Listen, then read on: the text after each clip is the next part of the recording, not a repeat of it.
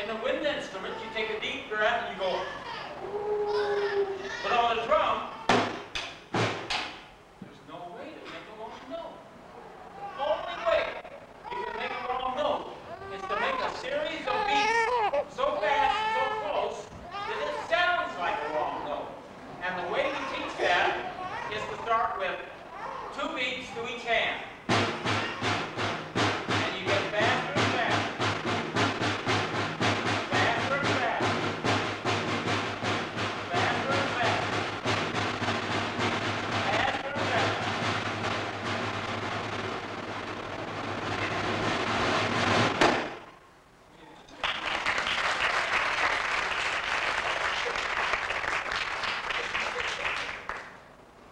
Now, if you're going to play in an orchestra, you generally have this setup.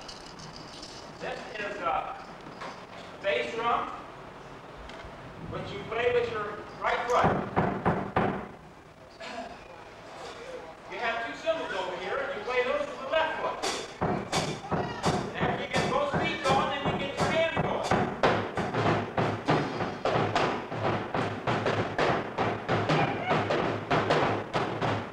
Now, imagine if you have a vocalist or a singer with the orchestra, how would they ever be able to hear with that racket going on? A drummer has to learn to play soft too. Now, when you call upon to play soft, you use these brushes. They're wire brushes.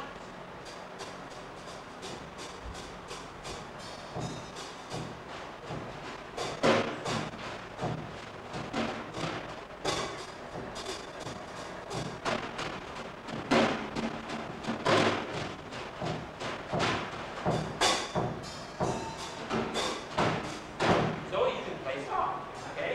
Now, sometimes if you are going to be able to play a drum, if you're going to be a drummer, you have to learn to play this instrument. If you have enough to pull this over or not, okay. That's good, right there. Okay. Now, this is called the vibraharp. The keyboard is similar to the piano. These are the black keys, these are the white keys. Only these are all made out of metal. Now, the interesting thing about this instrument is there are 2 instruments. This instrument and the banjo that were invented, the only instruments that were invented in the United States. This was invented in Chicago about 1920. Now, you play it with these mallets. And if I played it just as it is, it sounds like this. Now, the interesting thing is it has a pedal here, down on the floor. If I put my foot on the pedal, then it sounds like this.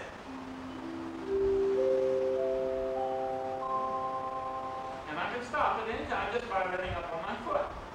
Okay? There's a little damper going on here that touches every one of them. When I put the foot down, it releases the damper and allows them to play. Stop at any time, just lift up your foot. Now comes the interesting part. Over here, there's a little switch. And I have it connected to the outlet, electric outlet. And we have a little motor down here. And in each one of these pipes, which we call resonators, there is a little disc inside the pipe. And it's connected to the motor. And so when the motor's turned on, that little disc turns around in there and makes the note have a waver. We call that a vibrato. And your ears are so attuned to that you don't realize it. But when you see someone playing the violin, you notice they wiggle their hand. When someone's playing a trombone, they jiggle their hand. When someone sings, if you watch their Adam's apple, it'll go up and down to give their voice a little waver. Okay? This imitates that with the motor. Now let me show you how it sounds.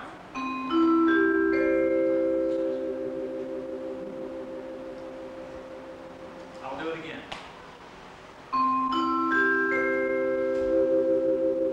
When I turn the motor on, okay? I'll play a little, give you some idea what this sounds like.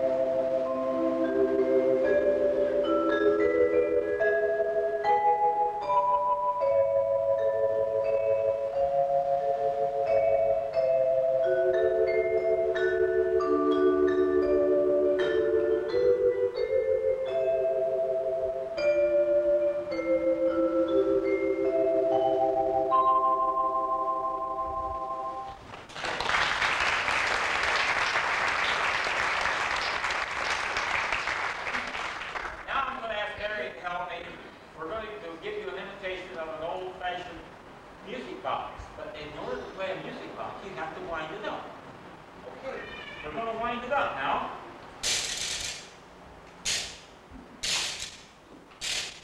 Okay, I think it's ready to go.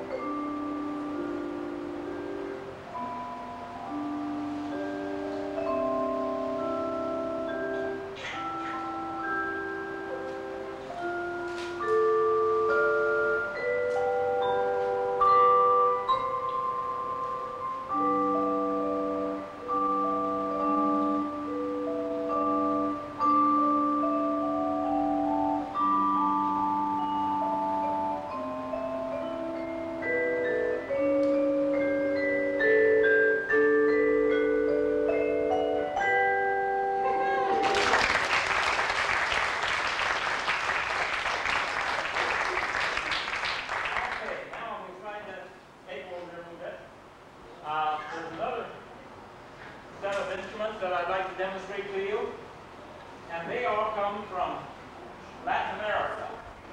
And the basic instrument from the Latin America is called the claves, and they're hard rosewoods. You play them in your hand like this. You generally play shaking the haircut 2 bits.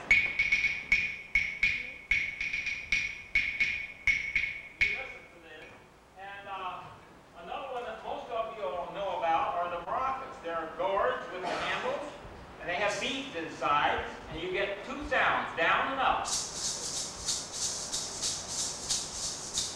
There's one similar to that, and it has a cylinder, and it has beads inside, or stones. You get a sound like this. Now, let me see which one is next. This one. Get it. A fushi. This is a fushi. This is a gourd with notches on it and a handle and a cage of beads around it, and this sounds like this.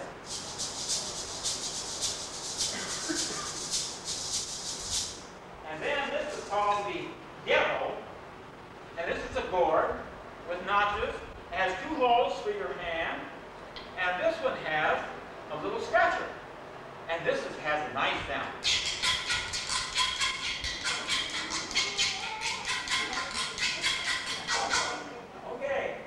Now, we have the cowbell, and I need a stick for that. Okay. They use a cowbell, only it has no clapper. You hit it with a stick. And they have bongos. They generally sit in a chair, and you have a little one and a big one, and you hear these a lot.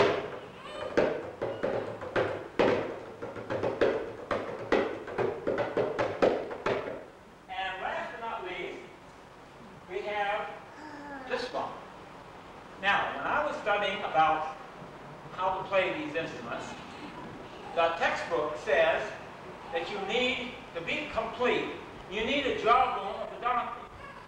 So I went down to the music store and I said I would like to buy a jawbone of the donkey for my collection. And the gentleman said, no, we haven't seen any of those for years. The only thing we can do is give you this imitation. So all I can show you now is the imitation. Now, let me explain. When you have a real jawbone, and you hit the jawbone, the teeth in the jawbone rattle, and they think that's a great sound. So this imitates the teeth rattling. You hear the teeth rattling? That's just really too much. That's okay. Now, I'm going to ask Mary and Jamie to play a little on those while I play a little tune on the vibraphone, and they will start playing different instruments. They'll switch around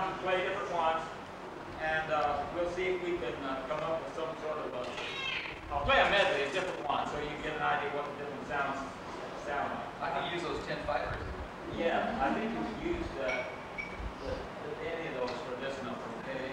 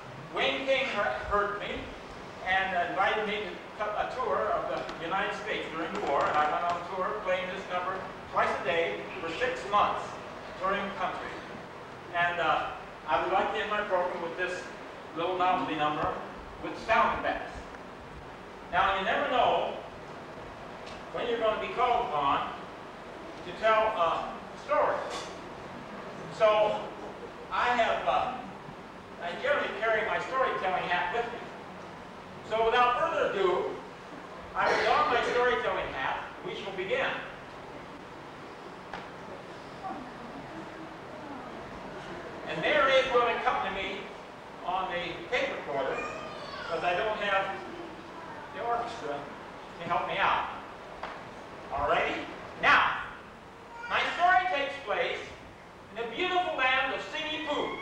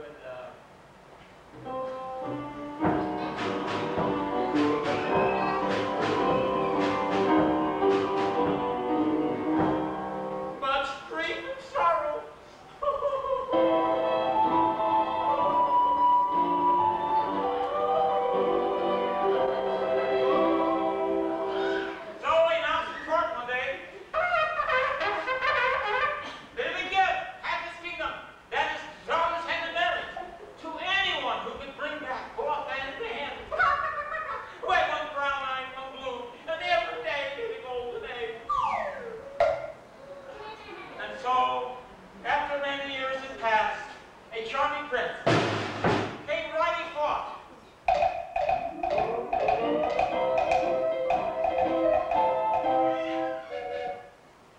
At the sign of the contract, he mounted his mighty steed and he charged forward.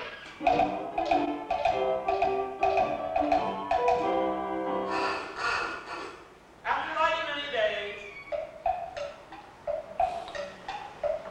he passed through a beautiful woodland glade.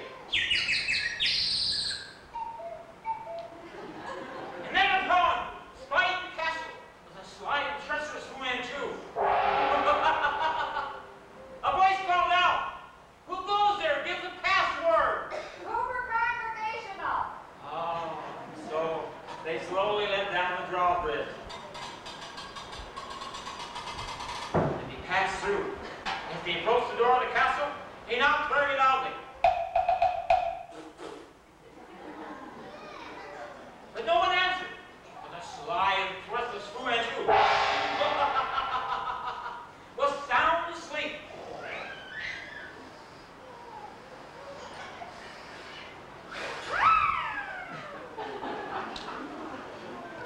And so he softly opened the door and crept cautiously down the hall.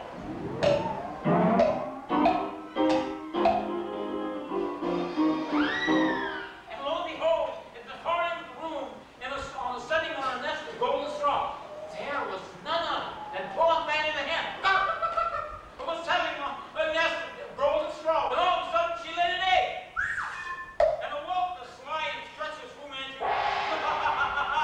Oh, the battle was on. Swords strike. The prince was down. Old chairs do halt. When all of a sudden,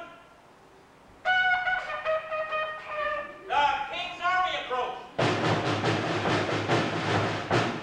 And they stormed the castle.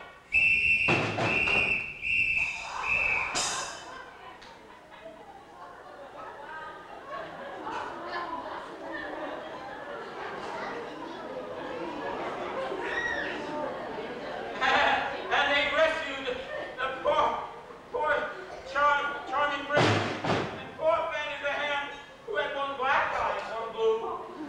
And every day made a golden egg. And so they traveled back to this beautiful woodland glade.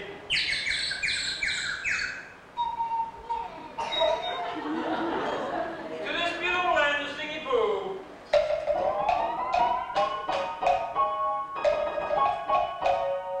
To where the good King Emperor gave to the charming prince half his kingdom and his daughter's hand in marriage. Not the thin one, nor the fat one, but to the one who could,